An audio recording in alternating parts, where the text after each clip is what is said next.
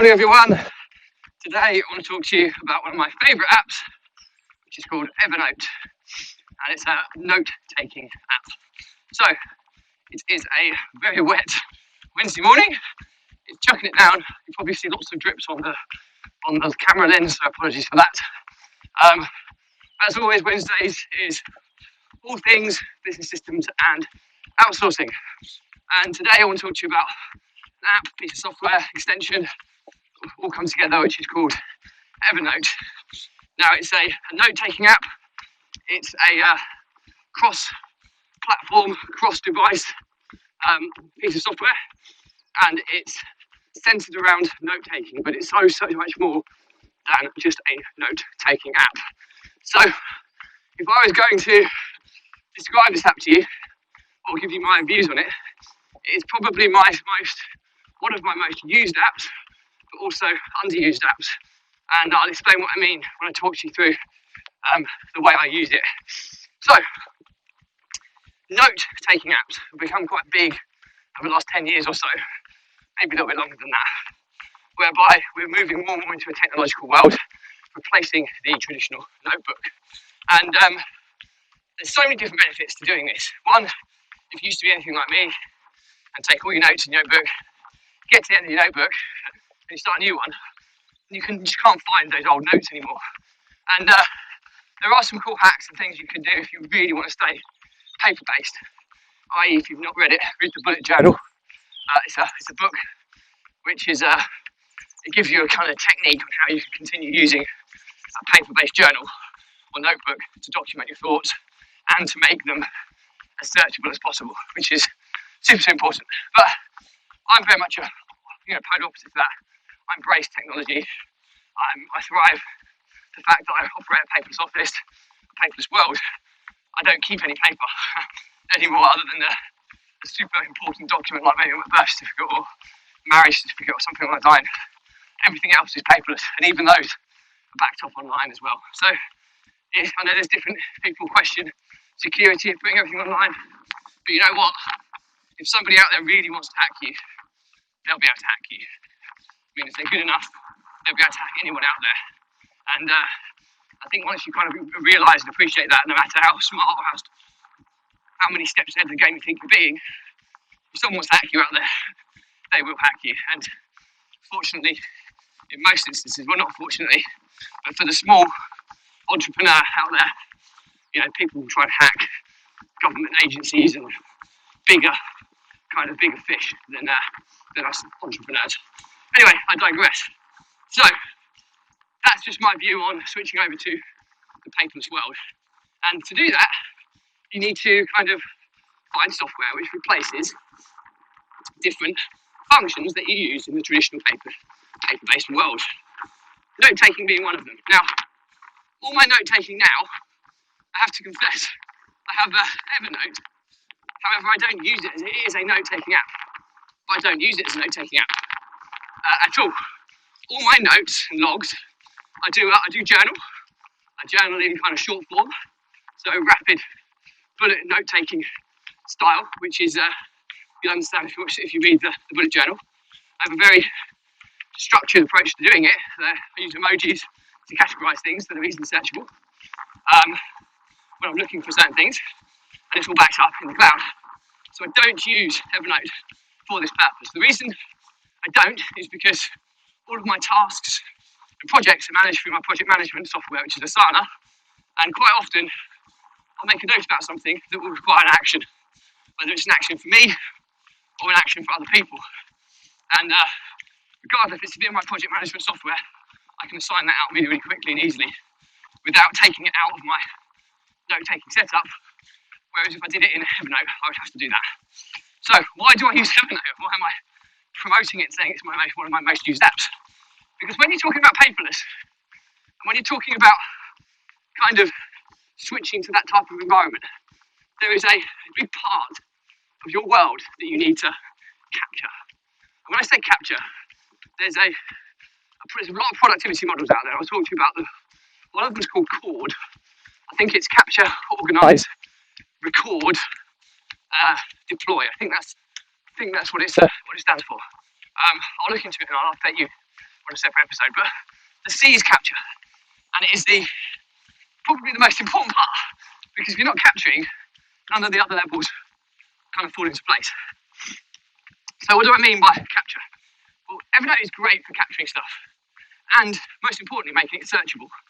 It has OCR technology, which is optical character recognition software, embedded into it. So what that actually means, you save anything into it, whether you handwrite it and upload it, or whether you photograph it, or whether you forward an email into it, or whatever, it will read it, and it will identify what it's read, and then you can keyword search from what it's read, which is amazing. You know, you can scribble some handwritten notes in there. Okay, if your handwriting is, is not legible, then okay, it's going to struggle. But if your handwriting is vaguely clear, it will pick up most of the keywords, and it will make it searchable. Now, bear in mind, my Evernote account is just approaching 60,000 notes. Okay, that's a lot of notebooks, a lot of filing cabinets, and everything is searchable. So I can find stuff going back 2015 and 2014. I think I started using it in about 2013. So I can go back that far and find stuff with a couple of keyword searching facilities. Now, with Evernote, you can do lots of other things. You can tag things, you can set them up in separate notebooks, so you can organise accordingly, you can create templates, you can create task lists. There's a whole host of things you can do with Evernote. I don't touch any of those. I'm not saying you shouldn't, but because I use that in a different platform. So I think the message number one is it has got so much capability, it's understanding what you want to use it for is the first topic. I use it as the capture. And what I mean by that, so how do I use it? Well, I'll talk to you about Zapier, which is another piece of software in a separate episode. That is the ability to link two pieces of software. So it sends information back and forth automatically without any form of programming or coding. Amazing piece of tool. It opens your eyes and the world to automation, which is a really, really key facet in efficiency, driving efficiencies in business. The more automation you can put in, providing it's solid, set up correctly, often the more efficient you'll be, because you're not relying on people to do that task. You're actually relying on automation, which the pros and cons of both. And again, I'll do a separate episode on my take on when and where you should use people and where you should use automation.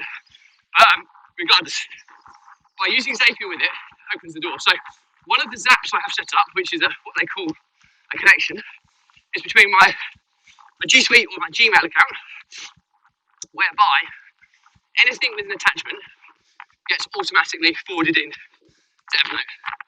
Okay, so why is that so important? Well, if you've used Gmail for a long time, the search facility is amazing. You can search for emails sent by people, to people, date ranges, keywords within the title or the subject, but it doesn't read the attachment.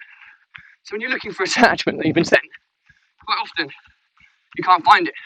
You can search for stuff with or without attachments, whereas if you create that zap and anything with an attachment goes into Evernote, Evernote reads the attachment, makes it keyword searchable.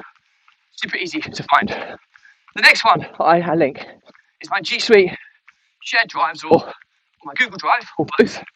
I zap across to Evernote. Anytime a new file is uploaded, again, Google Drive is amazing for cloud storage and storing all your documents, but it doesn't read every document that you save in there. And the issue with that is that, I often name things and then struggle to remember what I've named them. So when it comes to finding them in file structures and stuff, it's difficult. It all gets zapped across into Evernote as well as a backup. A, you've backed it up, and B, it reads everything, so you can keyword search it and find it very, very quick and easily. So it's just kind of a way of organising my life. The third one I use is hard post. When I get hard post, I use an app called Scannable, which is actually by Evernote, created by Evernote, and it scans it and OCRs it, uploads it straight into Evernote automatically. Evernote automatically reads it. It then means your post is automatically scanned in and OCR'd and readable. Hugely valuable stuff here, because most people would have to buy, £100-150 scanners to do this stuff. Now you don't need to do that. You can do it, and you know what? With how good cameras on smartphones are now, the accuracy and the clarity is so good that I don't notice any difference when I used to use my Fujitsu Scan Snap Scanner in comparison to my Apple iPhone 11 Pro Max. The 12 Pro Max is on order, so don't worry. But, along with my Apple Watch 6, there you go, which I'm wearing now. But I'm talking about that on another episode. But I'm Chinese, still on my tech. But anyway, I digress. So those kind of 3 zaps alone with Evernote make it probably jointly my most used app. In actual fact, I don't use it that often. I use it when I'm searching for stuff. But it is so important. It's great for capturing thoughts and capturing things all in one place and making everything keyword searchable. So that's not what it was set out for, but I pay for a business plan with it. It costs something trivial, like about a tenner. It's really cheap, about $4.99 a month, I think, on top of my head. And for that, I get 10 gigabytes worth of uploads every month. Now, it might not sound a lot. You think, oh, you're way more than that, Google. But you don't. 10 gigabytes that renews every month. So I never upload 10 gigs worth. If I did, it would refresh and I'd get to upload the same amount the next month and the next month. And that's not. So my storage capacity's gone up and up and up and up and up and up and up as I'm adding to it every single month. So really, really cool app. Now, Evernote was one of the first note-taking ones. It kind of pioneered it. I think they were the top of the game, and then they got taken over, regressed a little bit, and now there's loads of other kind of variables. But Evernote's always had the infrastructure, and they constantly update, and it's always been something that's robust enough to deliver what I need it to do. And I don't want to risk using something brand new. They might not have the servers or the cloud storage. I might lose all my data. So I've used Evernote now since 2013. So it's like 7 years and counting. So I've got quite a lot of trust in it now. So have a look at it. It can do so much more than what I've just discussed. You know, if you love note taking, I'm pretty sure there'll be something that you can do. Video notes, voice notes. You know, you can take photos, annotations. You can kind of scribble along with a stylus on it as well. So many different things you can do, which is what it was originally set up for. I don't use any of those because I'm paperless and I note take and journal and log everything in my project management / task management software, which is Asana. But Evernote can do so much of this and more. So it's really, really cool. It can take screen grabs, it can clip web pages, you can capture stuff from so many places. The Chrome extension's amazing. You can clip pages, you can download web pages to it and annotate them. Sharing them is by link, really, really super easy to do. So it's just a really, really cool app that I use so much, but I don't really scratch the surface for what it can actually do. So for those of you note takers or journalists out there who want to embrace switching over to a tech-based solution, I think it's a really, really good viable option. So hopefully that's my whistle-stop tour of Evernote. So if I do this stuff on the go, I don't really do too much planning. I talk straight from experience, try and keep it real. So I hope I'm missing anything. But as I said, if you've got any questions on this, I've been using it for 7 years, so I'm pretty good with it. Just ask away. Drop me a comment. I'll respond to everyone. If there's a bigger topic, I'll do a separate vlog episode. As always, if it's not for you, this vlog episode is not for you. Just unfriend, unfollow me, no problem, it won't. We'll no longer clutter up your personal social feeds. But before you do go, please check out my Facebook group, Runpreneur, or my YouTube channel, Kevin Britton Runpreneur. We're 145 or so episodes now, and counting are nicely catalogued into 7 neatly defined topics, and it's a completely free resource that you can tap in and out of when you like in the future. So that's pretty much it for me. All that's left to say is that the Runpreneur blog was set up to help entrepreneurs out there who are dealing with bottling up, overwhelm, stress, anxiety.